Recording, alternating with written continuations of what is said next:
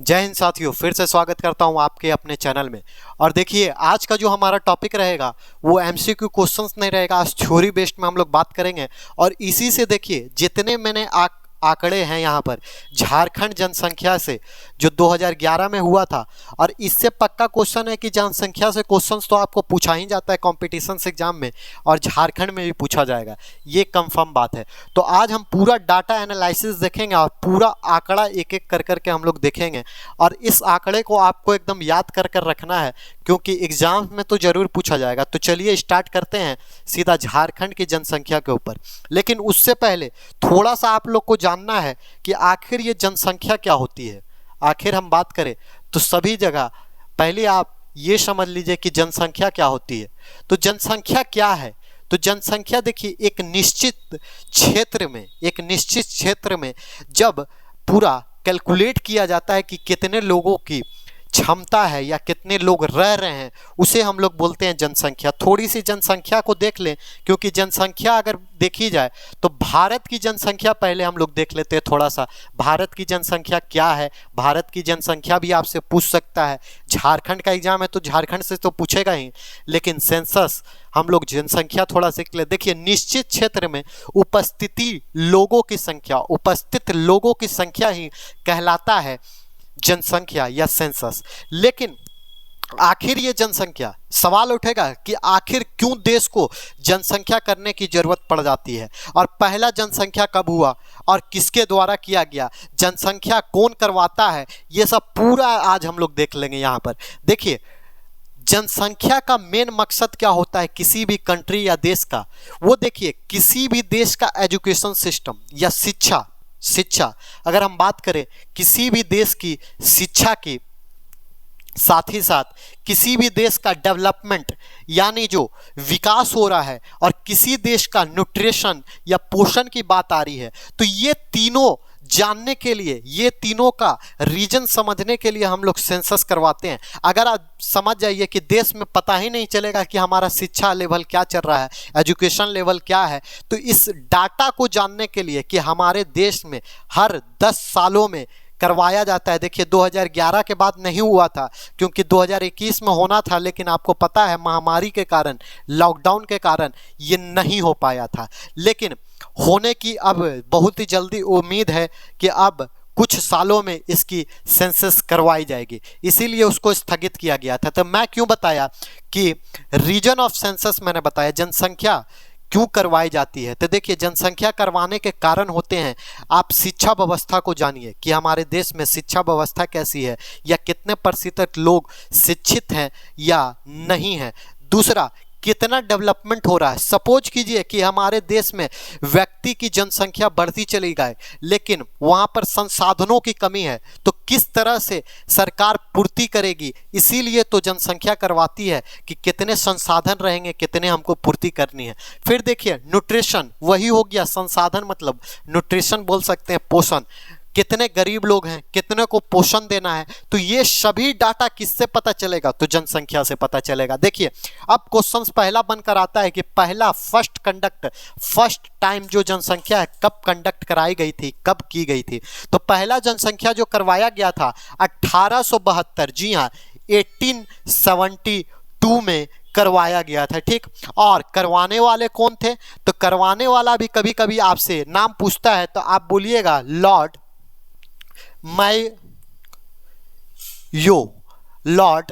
मैयो थे। जी हाँ, लॉर्ड, यहां पर देखिए मैं लिख देता हूं, लॉर्ड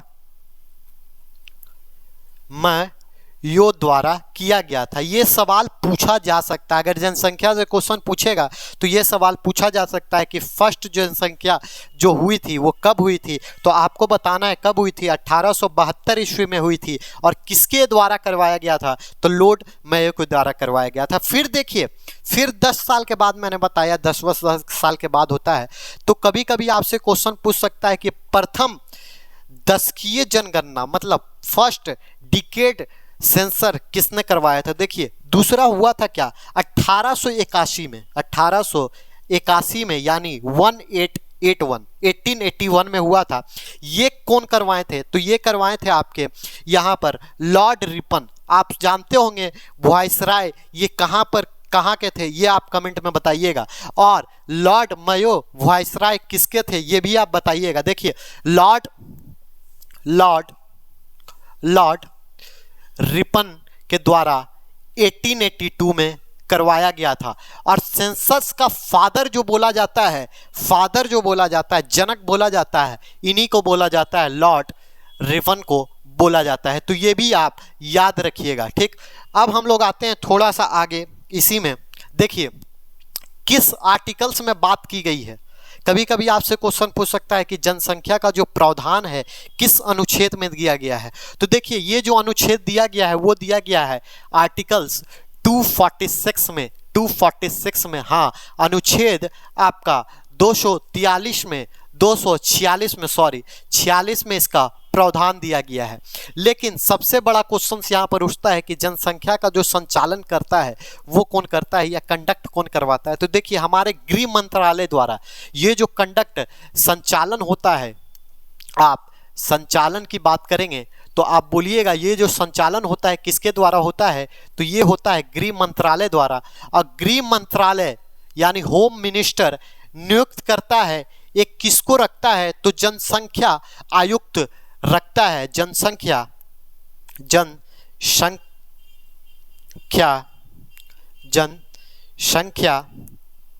आयुक्त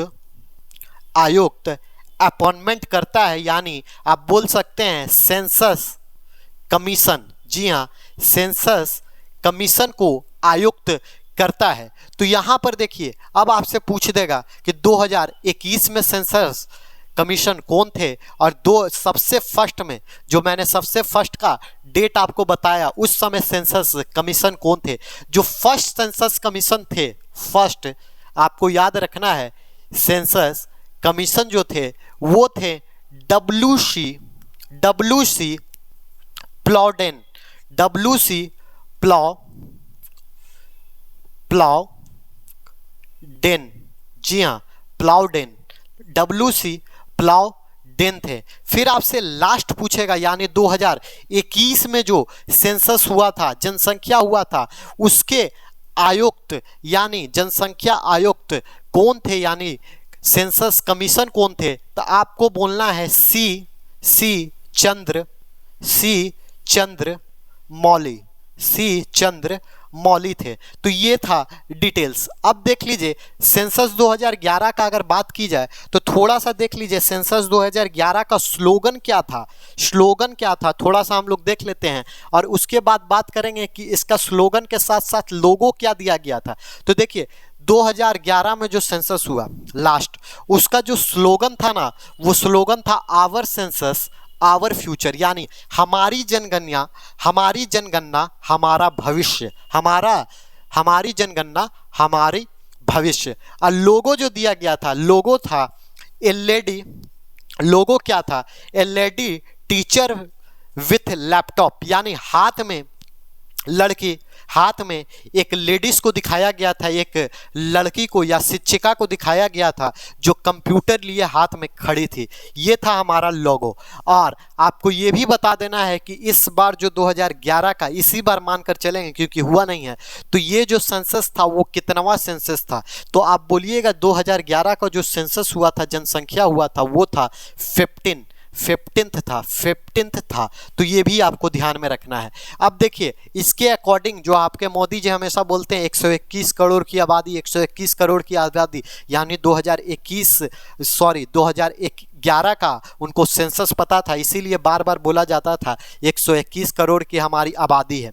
फिर उसी तरह देखिए इसमें आता है एक समझने वाली चीज़, पॉपुलेशन डेंसिटी यानी जनसंख्या घनत्व। जनसंख्या घनत्व क्या होता है, देखिए ये कैसे काउंट किया जा सकता है। तो जनसंख्या घनत्व क्या होता है, 1 किलोमीटर स्क्वायर फीट मतलब समझते होंगे, जैसे इसका स्क्वायर बनाया गया पूरा।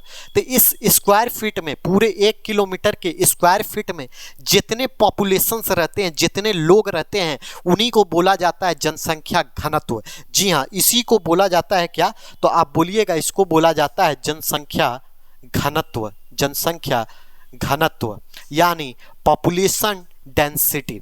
फिर हम लोग आगे अब बढ़ेंगे और जानेंगे लिटरेसी रेट। आपको हमेशा सुनाई देता होगा लिटरेसी रेट, तो इसमें लिटरेसी रेट आपको समझ में आता होगा क्या होता है। लिटरेसी रेट मतलब होता है साक्षरता दर। तो ये क्या होता है ये आप बताइए। तो देखिए मैं बता देता हूँ साक्षरता दर क्या होता है। तो साक्षरता दर दो तरीके से मापा जाता है। देखिए साक्षरता दर पहला तो मापा जाता है कि किसी भी भाषा में से एक भाषा आपको पता हो, knowledge of any one language, knowledge of about any one language of country में किसी भी भाषा में से एक भाषा आपको पता है, और साथ ही साथ आपका 8 से 10 क्लास नहीं बोलेंगे, 8 से 10 साल, जी हाँ 8 से 10 साल की आपकी एजुकेशन यानी स्कूल में पढ़े हों तो उसको साक्षरता दर में लिया जाता है, लिटरेसी रेट में लिया जाता है। हम लोग आगे बात करेंगे कि झारखंड की साक्षरता दर कितनी है और सबसे कम साक्षरता दर किसकी है और सबसे ज़्यादा साक्षरता दर किसकी है, तो वो भी आप देख लीजिए। लिटरेसी रेट सबसे हाई जो लिटरेसी रेट है या साक्षरता दर है वो है केरला का, जी हाँ केरला का। आप रिजल्ट भी जब देखते होंगे तो केरला हमेशा बोर्ड का एग्जाम हो या किसी भी बोर्ड का या सीबीएसई का, तो सबसे ज़्यादा परसेंटेज आपको कहाँ दिखाई देता होगा, तो केरला में दिखाई देता होगा। यहाँ की जो साक्षरता दर है लगभग 93% की है, 93% की है, यानी लिटरेसी रेट कितनी है तो 93% की है। फिर देखिए सबसे कम अगर साक्षरता दर माना जाए तो सबसे कम डाटा जो बताता है 2011 के अनुसार भी बताया गया है, तो वो बताया गया है बिहार, जी हाँ बिहार। और बिहार में देखिए साक्षरता दर मात्र 61% का माना गया है।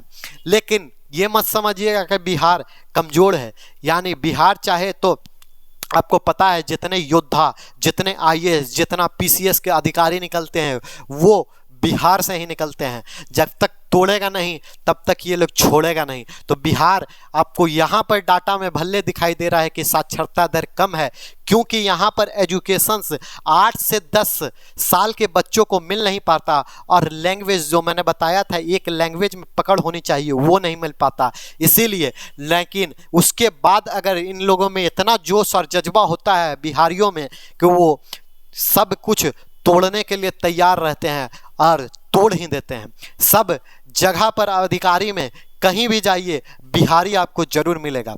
फिर आप देखिए 2 साल आपको याद रखना है सेंसस में जब भी मैं बात करूं, तो एक देखिए 1921 इस ये क्या था, और 1951। अब थोड़ा सा मैं ये बता देता हूं, ये जो काल था 1921 का, इसको बोला जाता है great dividing year, great dividing year, महान विभाजन वर्ष। अब ऐसा क्यों बोला गया था, देखिए क्योंकि यहाँ पर जो था ना बर्थ रेट बहुत कम था, यानी बर्थ रेट की बात करें तो यहाँ पर जो जन्म दर था, बर्थ रेट जो था ये था कम, और यहाँ पर मृत्यु दर यानी डेथ रेट की अगर बात करें तो डेथ रेट थी अधिक। इसीलिए इस काल को 1919 में क्या कहा गया, ग्रेट डिवाइडिंग ईयर। ये आपको याद रखना है, कभी कभी एग्जाम में पूछ देगा वो कौन सा ईयर को कहा जाता था ग्रेट डिवाइडिंग ईयर, तो आपको याद रखना 1921 को बोला जाता था। क्यों, क्योंकि देखिए इसमें जो बर्थ रेट थी वो कम थी, यानी जन्म दर कम और मृत्यु दर ज़्यादा। और उसी तरह 1951 में क्या था, तो इसको बोला जाता है शॉर्ट डिवाइडिंग ईयर, यानी लघु विभाजक वर्ष। अब इसमें क्या था, सेम इसमें उल्टा था। इसमें क्या हो गया था, इसमें हो गया था क्या, बर्थ रेट ज़्यादा हो गया था और डेथ रेट कम हो गया था। मतलब जन्म दर, यानी यहाँ पर लगातार पॉपुलेशन यहाँ से बढ़ रहा था, यानी 1951 में आप एक और सुनिएगा तो यहाँ पर मतलब पॉपुलेशन जनसंख्या हमारी बढ़ी थी। क्यों बढ़ी थी, तो देखिए बर्थ रेट यानी जन्म दर बढ़ने लगा था और मृत्यु दर यहाँ पर घटने लगा था। तो चलिए अब हम लोग थोड़ा सा झारखंड में अब आ जाते हैं, अपनी राजधानी में आ जाते हैं, अपने शहर में आ जाते हैं, अपने तरफ झुक जाते हैं और देखते हैं अब भारत को छोड़कर स्पेशली झारखंड के बारे में। तो देखिए झारखंड की राजधानी की बात, झारखंड की बात करें तो देखिए झारखंड की कुल जनसंख्या, झारखंड की कुल जनसंख्या कितनी है, तो आप देख रहे हैं 329,88,134 यानी 3,29,88,134 है। फिर देखिए पुरुष की जनसंख्या कितनी है, तो पुरुष की जनसंख्या दी हुई है। उसी तरह महिलाओं की जनसंख्या यहाँ पर आपकी दी हुई है, तो महिलाएं देखिए यहाँ पर कम है, पुरुष से ज़्यादा हैं। इसीलिए पुरुषों का हिस्सा जनसंख्या में कितना है, तो पुरुषों का हिस्सा जो जनसंख्या में है वो है 51.32% का। और ये क्वेश्चन शायद एक बार झारखंड के एग्जाम में हाल ही में शायद पीजीटी हुआ या हाल ही में लैब असिस्टेंट का जीएस का पेपर में शायद कहीं तो ये क्वेश्चन देखने को मिला था और पूछा गया था कि कुल जनसंख्या में पुरुषों का हिस्सा कितना था, तो 51.32। उसी तरह महिलाओं का हिस्सा की बात करें तो महिलाओं का हिस्सा था 48.68। और ये मैं बता दूं ये जो जनसंख्या है ये किस पे आधारित है, तो 2011, क्योंकि लास्ट 2011 में ही हुआ था, उसके बाद नहीं हो पाता। फिर देखिए अनुसूचित जनजाति की जनसंख्या कितनी है, तो अनुसूचित जनजाति की संख्या आपको दिखाई दे रही है 86,000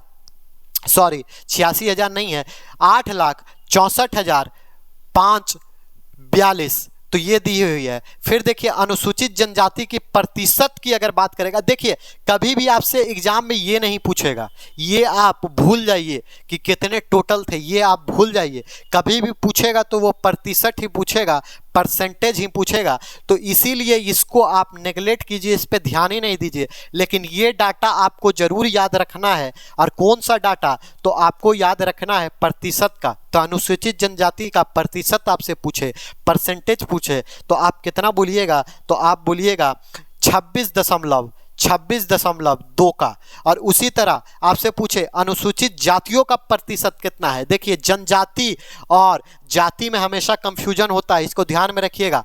देखिए जाति एकदम समझ जाइए, इसका आधा है, 26.2 मैंने बोला, तो एकदम 12.8 है, 12.8, मतलब समझ जाइए आधे से भी थोड़ा सा कम है जातियों का। फिर देखिए 2001 से 2011 के दशक में जनसंख्या में दशकीय वृद्धि दर मतलब होता है 10 सालों का वृद्धि दर, 10 सालों का वृद्धि दर। और 10 साल में ही तो जनसंख्या होती है, तो वही बता रहा है वृद्धि दर कितना था। तो वो जो वृद्धि दर था 22.4 का, जी हाँ 22.4 का आपका वृद्धि हुआ है। उसके बाद देखिए 2001 से 11 के दशक में सर्वाधिक जनसंख्या वृद्धि वाला जिला कौन है, ये मोस्ट इंपोर्टेंट बन गया आपका। जिला यहाँ पर पूछ रहा है, तो जिला कौन है, तो आप बोलिएगा कोडरमा जिला है, जी हाँ कोडरमा जिला है। और इसकी कितनी प्रतिशत बढ़ी है लास्ट 10 सालों में, तो आप बोलिएगा 43.42% बढ़ा है, जी हाँ 43.42% बढ़ा है। उसके बाद नेक्स्ट देखिएगा, तो उसी तरह पर यहाँ पर पूरा डाटा है, लिंगानुपात है, तो इसको हम लोग अब कवर करेंगे नेक्स्ट वीडियो में। तब तक के लिए इतना ही हम लोग रखेंगे इस वीडियो में। इसी तरह हम हमारे वीडियो को आप प्यार देते रहें, सेशन देते रहें। और मैं जाते जाते एक चीज़ और बोल दे रहा हूं आपको कि किसी भी टॉपिक में आपको प्रॉब्लम लग रहा है कि नहीं झारखंड से रिलेटेड इस टॉपिक पे बात करनी चाहिए, या इस टॉपिक पे या इस सब्जेक्ट पे आपको समझ में नहीं आ रहा है, इस सब्जेक्ट का टॉपिक पे आपको वीडियो बनाकर एक्सप्लेन करना चाहिए, तो बिल्कुल आप कमेंट करके बता सकते हैं और उसी टॉपिक पर 1-2 वीडियो आएगा। तब तक के लिए जय हिंद, जय भारत।